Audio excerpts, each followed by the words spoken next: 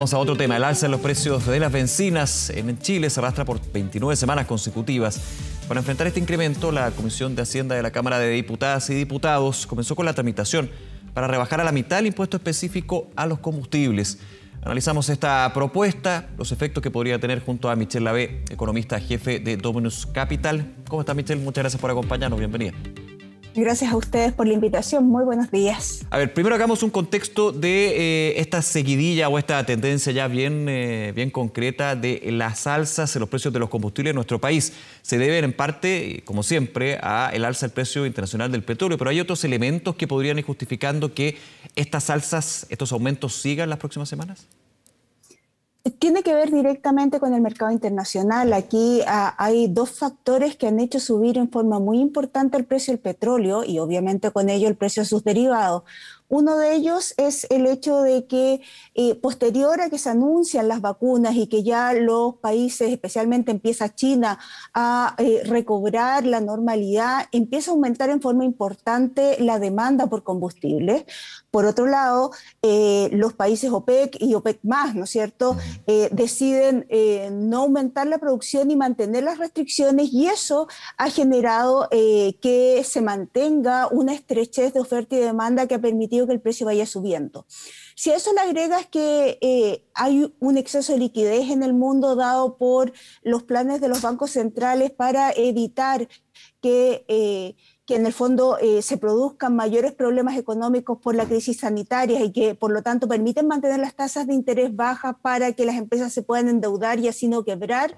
Ese exceso de liquidez ha llevado a los inversionistas a buscar mayores rentabilidades porque las tasas de interés de los bonos están muy bajas y por lo tanto esas mayores rentabilidades las buscan en muchos casos en el mercado accionario, que ha subido mucho, y también en los commodities, y en este caso el precio del cobre, que ha subido mucho también, y en el precio del petróleo probablemente. Ahora, ahí están los factores bien claros, Michelle. Yo uno entendería que podrían seguir las semanas con avance en los precios de los combustibles, de las bencinas en Chile, recordando también que el precio internacional del petróleo a principios del año pasado lo teníamos en una situación completamente a la inversa. De hecho, había una crisis con respecto a la caída que estaban teniendo y la sobreoferta de petróleo que existía. Así que para ver también que esto es bastante cíclico. Quiero ir con esos factores y entendiendo que esto va a seguir subiendo con el proyecto de ley que busca reducir a la mitad el impuesto específico, que es parte importante del precio final que uno paga cuando va a llenar un estanque.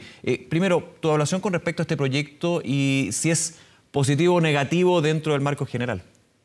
A ver, déjame contarte que no es la primera vez que se hace, esto no es una idea nueva.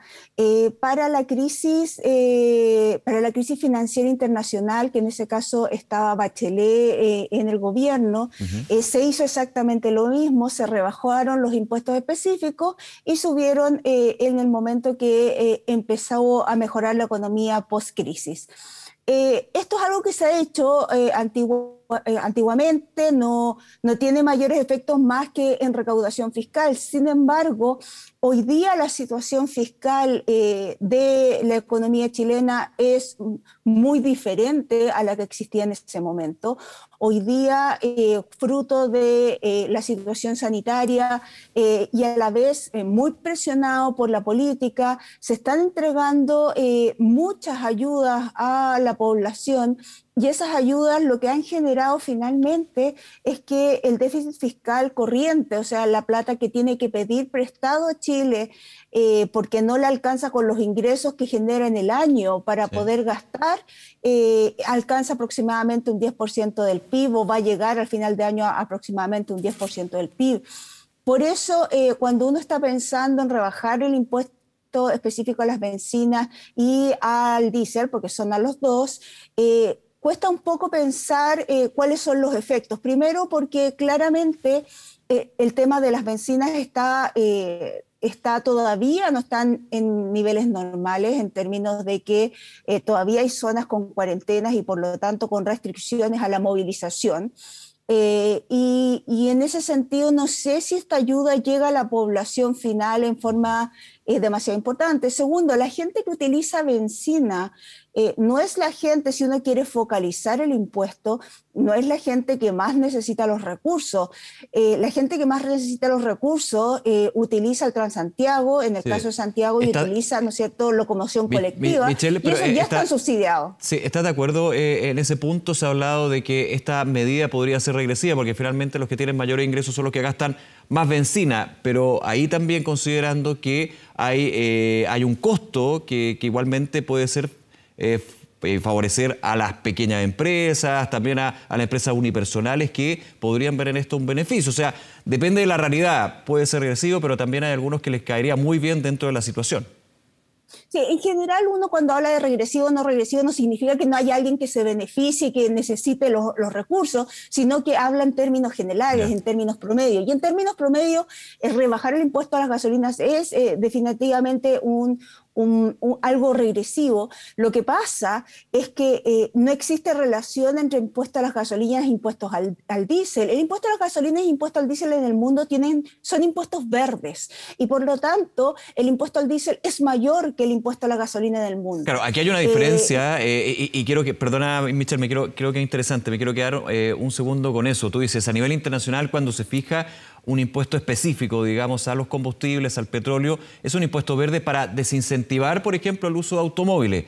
Aquí lo tenemos en otra vía. ¿Por qué? Porque por historia este impuesto específico se definió por otro elemento. De hecho, era un impuesto transitorio después del terremoto para la reconstrucción y finalmente, como era una recaudación importante que va a distintas políticas públicas, se quedó fijo. O sea, nosotros no lo tenemos por un tema verde como debería ser. Lo tenemos por un tema coyuntural de hace bastante tiempo y por eso se critica muchas veces.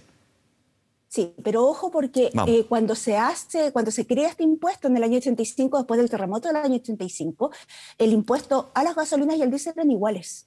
Eran las mismas UTM por metro cúbico de gasolina o de diésel. Y lo que pasó es que la presión de los gremios, en este caso, ¿no es cierto?, la presión de en general, el transporte de camiones, tanto como el transporte de público, ¿no es cierto?, que en ese momento no era Transantiago, sino que era privado, lo que hizo fue, claro, como ellos se pueden organizar mucho mejor, hacían, ¿no es cierto?, paros y empezaron a parar, y lo que llevó finalmente es que hoy día el impuesto al diésel es un cuarto de lo que es el impuesto a las gasolinas, y que debería ser el impuesto al diésel mayor que el impuesto a las gasolinas, y por lo tanto tenemos un tema ahí que no tiene que ver directamente con su creación, en su creación fueron iguales, tiene que ver más de nada con las presiones sectoriales. De hecho, ahí se ha hablado también en otro tema que está relacionado, pero no tiene nada que ver con nuestra conversación, que son las exenciones tributarias. Una de ellas ahí también apunta a eso, digamos. O sea,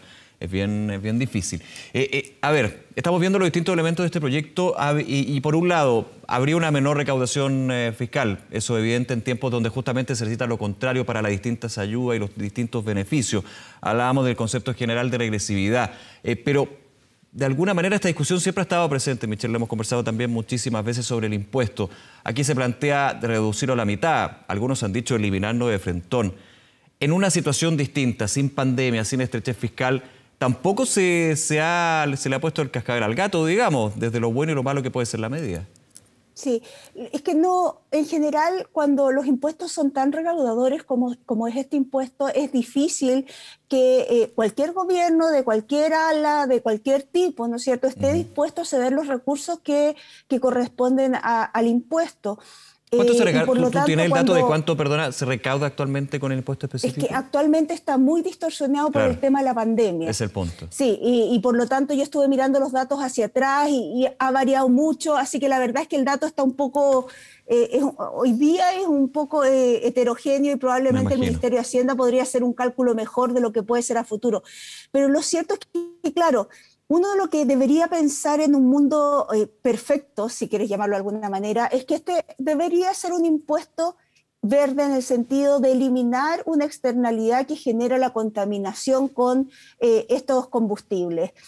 Y en ese sentido la OECD hizo hace algunos años un estudio importante sobre el impuesto específico a las gasolinas y al diésel y llegó a la conclusión que el impuesto a las gasolinas, el específico, estamos hablando acá, ¿no es cierto?, las gasolinas adicionalmente pagan IVA, claro. El impuesto específico a las gasolinas estaba cercano a los niveles que correspondían como impuesto verde en términos de compensar al resto de la población por la gente que anda en auto y contamina cuando anda en auto, pero el impuesto al diésel tenía que ser mayor que el impuesto a las gasolinas y por lo tanto elevarse por sobre las 6 UTM por metro cúbico. Para entenderlo bien, entonces, si hablamos solamente del impuesto, se asemeja en términos de monto o de tasa a lo que es un impuesto verde a nivel internacional, así que podría cumplir también con ese punto. Hay un tema del desincentivo a usar vehículos, desde el transporte público, que tiene que ser un buen transporte público, las ciudades dar otros niveles de transporte, como es la bicicleta, pero ya ese ya es otro tema.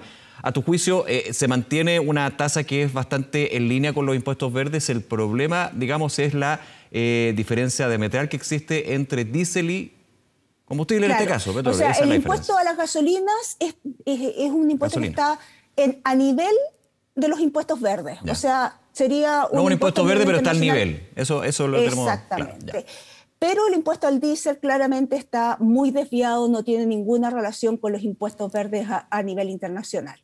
Ahora, hay otro tema en términos de que cuando tú fijas este impuesto, claramente tienes un efecto sobre el transporte, ¿no es cierto?, de camiones y el costo que eso genera en el resto de la cadena de producción y por lo tanto también es un tema difícil llegar y subirlo. No es que cuando yo digo esto uno diga, bueno, ¿por qué no se hace simplemente y se sube? Todos estos temas tienen complicaciones porque generan efectos secundarios que no son menores. Michelle Avé, como siempre, muchísimas gracias por acompañarnos en Canal 24 Horas y que tengas un buen día. Hasta luego. Gracias a ustedes. Gracias, que te vaya muy bien.